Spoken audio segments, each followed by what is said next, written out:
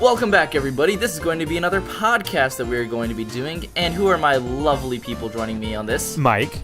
And Travis. Yeah. It probably only took us like 20 times to get that right, honestly. Right? It feels that way. I run out of fingers and toes. It doesn't matter. Wait, what does that mean? It means we screwed up a lot, and this already has been edited out at least 30 times. Okay. Because that's how many fingers and toes I have. Proceed. Sure. I see. Well, our topic for today is going to be on it's going to be mainly on what a console needs to be successful, and it's going to be kind of indirectly focused also on the new Xbox console coming out, and I believe that's going to be November 7th? Yes, when my it's birthday. coming out. Is it really? Yeah. Oh my god. Yeah, you're not getting that for your birthday. No, but I'm buying Anyway, Sonic Forces, because that also comes out on my birthday. Dude, that'd be sweet. Tell me how it is. Anyway, so on Mike's birthday, it's going to be what a console, when the new Xbox comes out, and we're going to be talking about what it needs to be successful, and of course we're going to be talking about the consoles that we have and we had growing up, what we thought was good about them, and we're going to be going from there. So my opening question is for you guys. If I just say the number one thing that the new Xbox console needs to be successful, what comes to mind? Well, if you mean specifically the Xbox One console, I have that, but for just consoles in general, I want to say is video games. Yeah. And I think that's all it is. Because you can have the graphics, you can have whatever. We've had game consoles that are like perfect with graphics, like when the Dreamcast came out, it was one of the best graphically at the time, but it sucked because there were no good games for it. And we see that time and again with consoles, that the system that has the best games is going to do the best. Nintendo! Update. What? Right? Well, see, that's part of the reason. Well, I think that's why Nintendo's gone down, but it's also stayed up, is because it has Mario and Zelda. If those franchises did not exist, Nintendo would be dead. Oh, for sure. I think that's, pretty safe to say. Oh, yeah. Because those consoles outside of that don't offer a whole lot in terms of, like, modern technology. The Switch is not bad, but the Wii U especially it blew. Well, the Wii U was a failure until the Mario Kart, and it was Mario Kart, Mario 3D World, Mario and Maker, Super Smash Brothers. Mario Maker made a was huge later. win for it later again. But when Nintendo was in the hole, if we're talking about the Wii U, because honestly in my mind I still don't think the Wii U was a success, but they were able to make it a success because I'll be honest, I never got a Wii U until I got it packaged with the new with Mario Kart 8 when it came out. Those games in itself brought it back up from being like a huge failure. So like I guess on the one, I guess if we're talking like strictly on the console, I agree with you. It's games. But if we're talking straight the new Xbox console coming out, what would you say? Well, that's a bit trickier because I am not too big of a fan of the Xbox One console coming up because the only difference really is it's slimmer, which is nice because the Xbox One is the biggest game console. Yep. It's disgusting. It's thick. It's huge. It's thick. I was looking at it width-wise. It's like I could fit my Switch, my Wii, and my Wii U all into it. Like they all fit on top of it. So it's taking up a lot of space, which is pathetic. So that's good that they're slimming it down. But the only real difference that I'm noticing is that it's 4K. And I don't really care much for that. Wasn't and I don't think the other Xbox thing that came out already 4K though? No, the Xbox One S, I'm not sure. I don't think it was. The PS4 I thought that Pro was the big thing between it and the other one was that it could reach 4K. I think the only difference with the Slim was that it's just slimmer. Because that one was already slimmed down too. Right. From the original Xbox. I think this one's about the same size as the Slim. It just has better graphics. But which is whatever. But that's what people were saying. So like, is it even worth buying a system that it doesn't play new games? It plays the same games as the Xbox One. So it's not like you get an extra library. So doesn't it just make more sense to wait for like the PS5, that next generation of game systems? Because if it's just for a graphical upgrade, I can't imagine a lot of people would buy it. Because not a lot of people even have TVs that can play 4K, you know? Like I could upgrade, honestly, but I won't see it. Well, honestly, if you want to upgrade and see it, honestly, all you really have to do is go the route with the Travis and go PC. Honestly, in that case, like if you want to get better graphics, you want to have a really powerful processor in that mind. Honestly, you can play PC games. Yep, exactly. Unless you're like unless you're literally a die-hard, I mean, for me, I'm very much a console gamer, I would say. Unless you're a die-hard console gamer and you completely care about graphics, I'm kind of with you. I kind of don't think that you would need to get or pay that extra money to get the new Xbox console coming out. Well, because even for that, like, you can still use controllers and stuff on the PC, so like you still get the console feel, because it's not like when you're holding the controller in your hand, you're like, oh, this is definitely connected to my PC versus an Xbox, you know? Mm-hmm. Yeah. So, like, even if, like, I'm also like that, I like to have a controller in my hand, but I have, like, a Steam controller, and I have one Xbox controller that I can use for my PC now, too. Right. Well, So it and gives me the that thing is... Well, what I think about it is the biggest things between, because if you want to show, like, I think Nintendo has done this so well, is they kept consoles and, like, actual, I guess, consoles and the actual PC thing. They're trying to stay as far away from it as possible, which I think is very smart for them, because it's still distinguishing them, because they're trying to create new ways to play games. And if you want to try to make it the most powerful, you want to try to make the biggest graphical improvement, honestly, PC I feel like is the easier way to do so. Mm-hmm. But if we're talking a different way to play games and trying to still keep the authentic console feel, you can keep the authentic console feel while playing on a PC or whatnot. But if you want to play like console like games, you'll stick with an actual console itself. True. And play those games. And that's why, like, again, you don't see Super Mario 3D World on Steam. Right. But you'll see like Rocket League and FIFA. Well, it's because it's Nintendo exclusive. Nintendo will never give away those.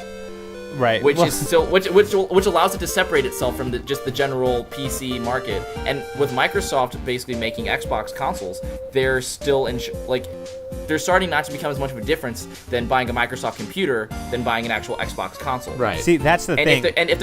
If there's no disconnect, then what's the point of buying it? That's what I think Microsoft, that's why I kind of give them a bone there, is because, like, I don't think they really care, because they're like, well, if you'd rather play PC, who cares? We're still getting the money, you know, because most people still do PC, so who cares?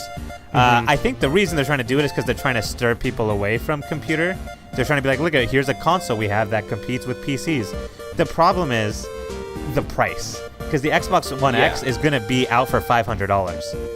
And $500? Yeah, so you're upgrading a game system for me. $500. Like, that's not worth it at all. Like, No. 250 or 300 I could maybe justify, but 500, because that's what the price was for the original Xbox One.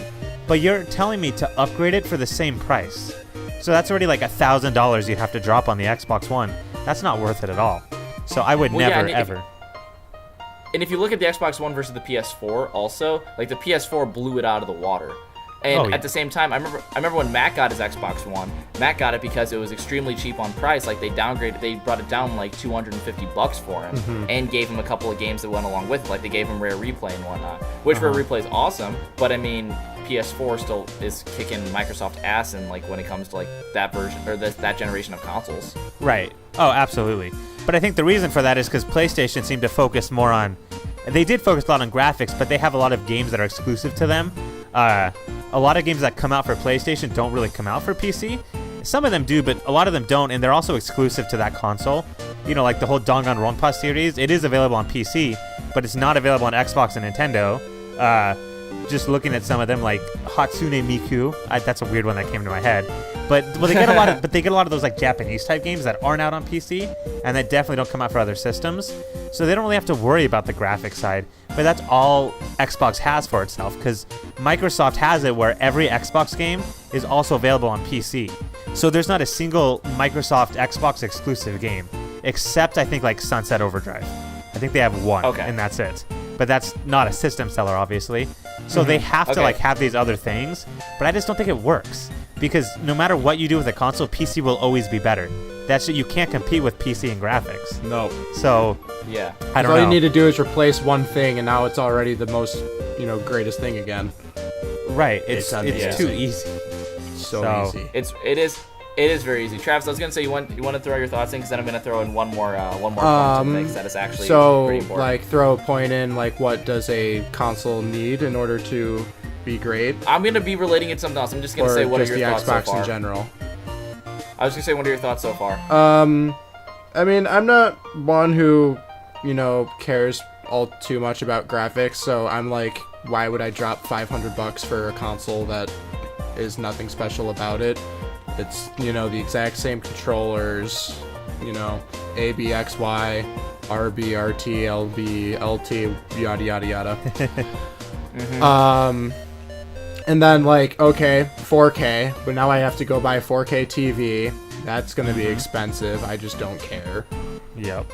So, you know, it doesn't trip my boat. But, like, for me, if I were to get convinced, like, it has to have, like, super good exclusives. Because that's why I still buy Nintendo consoles, even though, like, I have my PC, because it's like, you know, Zelda's really fun, even though I've only completed one of them.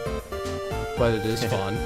I always enjoy Mario games. I have beaten a good amount of those.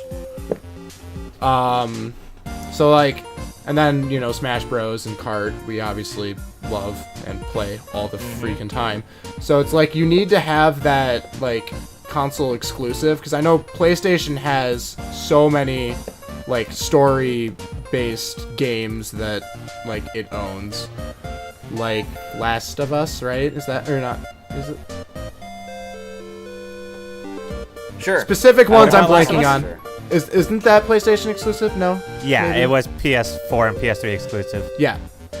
So, like, that's obviously a really good game series, and they have plenty of others like it where they're just really good story-based. So, like, I always have this, like, discussion with Cody where it's like, what console's the best? And then it all depends on, like, your opinion. Because if you want your console, I'm a party game person, so I obviously am attracted to Nintendo.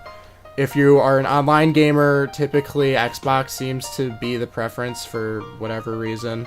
I know in 360 world, like, when I was in that zone, like, it did have a better online system, but now PlayStation has its perfectly own fine system too, and its graphics, I think, are better as well. And also, I really, really enjoy their menu screen over Xboxes, because whenever I try logging on to Cody's, it takes me a million freaking years just to find Netflix.